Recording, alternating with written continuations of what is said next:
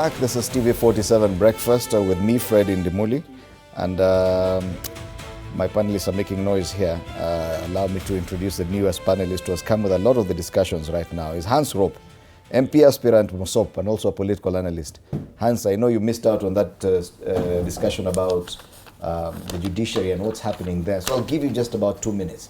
Tell me, what is your general feeling about the state of our judiciary? We've seen all the courts of the lawyers have said. We've seen the court cases that have been determined this week. Mixed feelings about that, and even some of the cases that are already before the courts that we continue to observe. What's your general feeling? Is it time for another radical surgery of the judiciary? Good morning to our viewers, and just want to give my feedback on that. Is that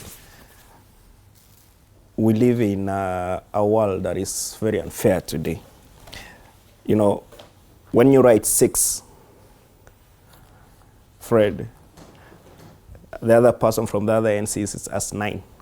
So if a case goes in your favor, you celebrate. If it doesn't go in your favor, you fight. And you remember, I saw even a post by Danson Omari that when it favors the lawyers, they are happy. But if it doesn't favors them, the judiciary is on the wrong hand. Today, we still, I feel that you are not yet there, but there is some growth in how the judiciary is trying to handle its cases. You know, with the kind of influences maybe we thought the DIG could have over the case of Albert Ojwang, we are now seeing some new turn of events coming in almost a year or two after. And it can tell you that despite the fucking position you have in this country, if you are guilty, you'll be caught up. You see Obado case with Sharon, 8 years after he's being convicted.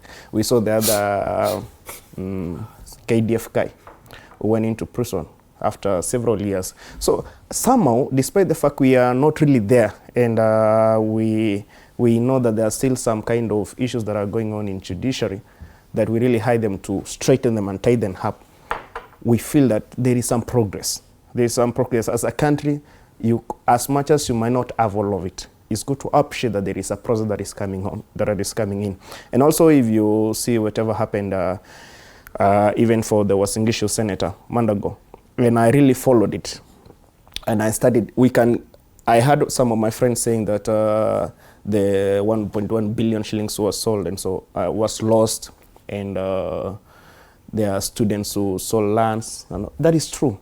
But the money in question is 1.1 billion that had sponsored over 450 students to go to Finland. And it is not that 1.1 billion got lost. Some of money, maybe around 30 students, had miscommunication about it. What happened? There was Wasingishu County government then had students who needed to do exams and graduate in Finland, but they are not cleared their fees because students, teachers were parents to these students were allowed to pay in stages. So, and there were students who had deposited their money ready to travel to Finland. So in good thought, the county itself said, let's use this money that we have to clear the school fees of the other students.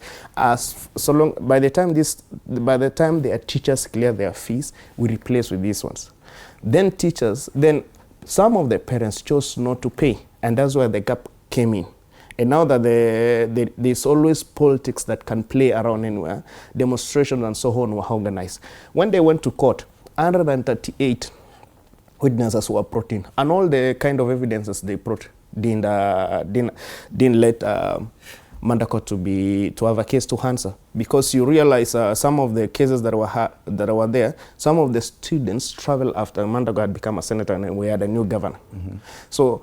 And you'll notice that the new governor didn't come to the court because he's one of the witnesses who was supposed to come and witness. So he escaped some of the cases. So with the case of Mandago, myself, if you add what even the lawyer said, say that we have launched a legal action against the parents who took advantage of the situation and they need to pay back the money. They said, as much as Mandago has not been convicted, what we are going to do going ahead is that we are going to follow to make sure that the other students get their money back.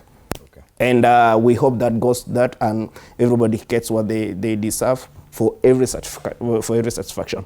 And for that case, when there's anything good that maybe this, we must accept that if I'm a politician today and I have a case, I could be innocent. So when someone is innocent, we accept.